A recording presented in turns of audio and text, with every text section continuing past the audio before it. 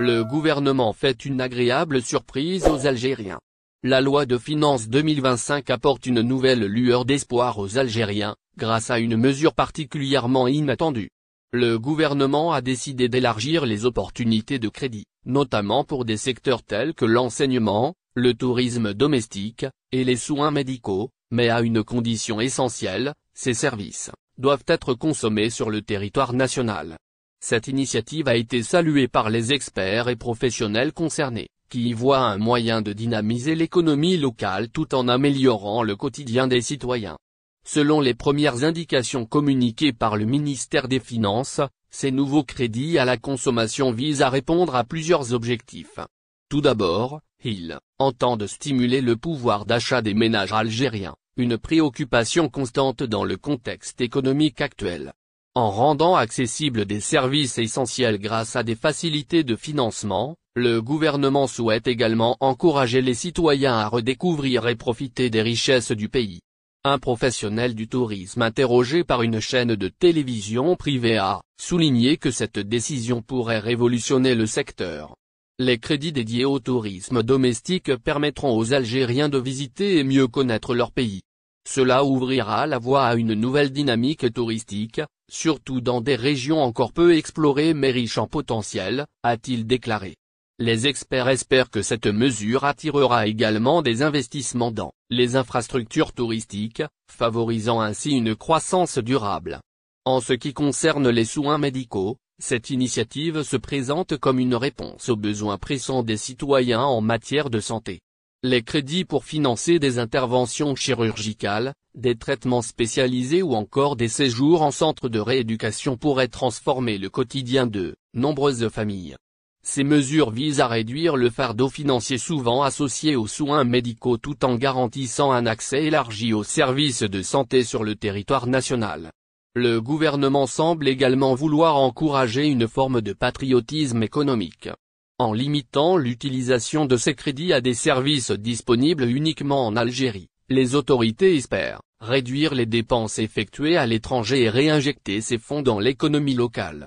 Cette stratégie pourrait également renforcer la qualité et la compétitivité des prestations offertes par les acteurs nationaux.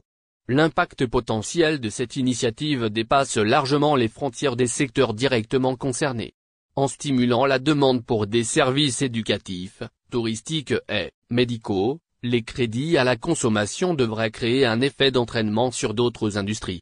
Par exemple, le tourisme domestique pourrait encourager le développement de l'hôtellerie, de la restauration, et des transports locaux, tandis que le secteur de l'éducation pourrait bénéficier d'une montée en compétences des professionnels et d'un meilleur accès aux technologies modernes. Les professionnels et les observateurs attendent désormais des précisions quant aux modalités de mise en œuvre. Quels seront les critères d'éligibilité pour accéder à ces crédits? Quelles seront les conditions de remboursement? Et surtout, quel sera l'impact réel sur le pouvoir d'achat des ménages et sur l'économie nationale? Les premières réponses à ces questions devraient être apportées lors de la publication des textes d'application de la loi de finances. En attendant, l'annonce a déjà suscité un vif intérêt parmi les citoyens. Pour beaucoup, ces crédits représentent une opportunité de concrétiser des projets longtemps différés en raison de contraintes financières. Pour d'autres, ils sont le signe d'une volonté politique de répondre aux attentes et aux préoccupations des Algériens. Avec cette mesure audacieuse, le gouvernement espère marquer un tournant dans sa stratégie économique et sociale. Les crédits, loin d'être de simples outils financiers, se posent comme un levier pour améliorer la qualité de vie des citoyens et redonner un élan au secteur stratégique du pays. Si les ambitions affichées se concrétisent, cette initiative pourrait bien devenir un modèle à suivre pour offensive sans précédent contre la diaspora algérienne en France. Récurrentes depuis plusieurs années, les attaques contre la diaspora algérienne en France s'intensifient alors que les relations entre les deux pays traversent une crise sans précédent. 3 médias de la galaxie de l'homme d'affaires Vincent Bolloré, CNET, Europe 1 et Le Journal du Dimanche, ont commandé un sondage sur l'immigration, précisément algérienne. Arrêt de l'immigration algérienne en France. Les résultats publiés mercredi 8 janvier sont sans équivoque, 66% des Français se sont dit favorables à l'arrêt immédiat de toute immigration en provenance d'Algérie. seuls 33% des Français n'approuvent pas l'idée, tandis que 1% ne se prononce pas. Selon ce sondage visiblement orienté, l'arrêt de l'immigration algérienne est évidemment plébiscité par les sympathisants de l'extrême droite 98% et à un degré moindre par ceux de la droite classique 78%. Les partisans du camp du président Macron, qui a eu des mots très durs à l'égard de l'Algérie, sont 66% à souhaiter que l'immigration algérienne s'arrête. Même à gauche, l'idée ne serait pas foncièrement rejetée. 44% des sympathisants du Parti socialiste, 34% de ceux des écologistes et 26% des proches de la France insoumise, le FI, y sont favorables.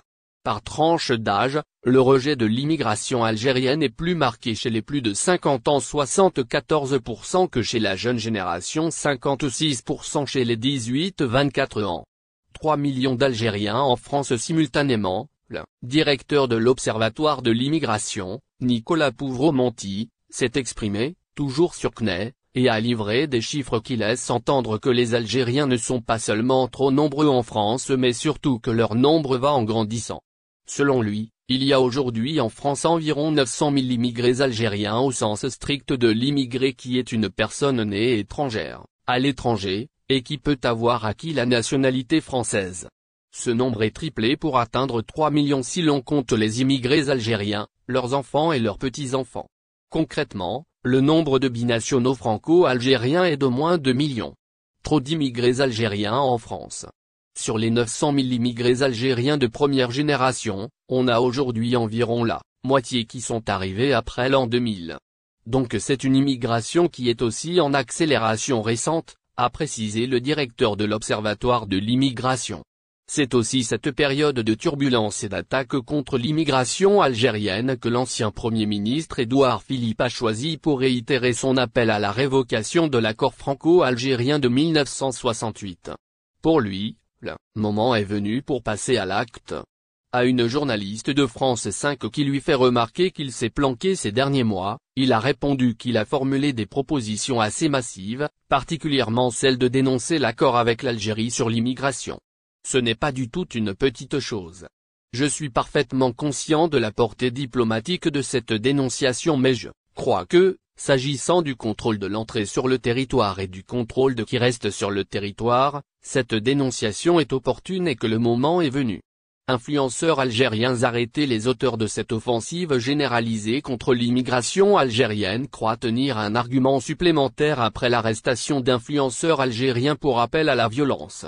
La liste des influenceurs ciblés par la justice française s'élargit avec l'ouverture à Lyon d'enquêtes pénales contre 2 individus après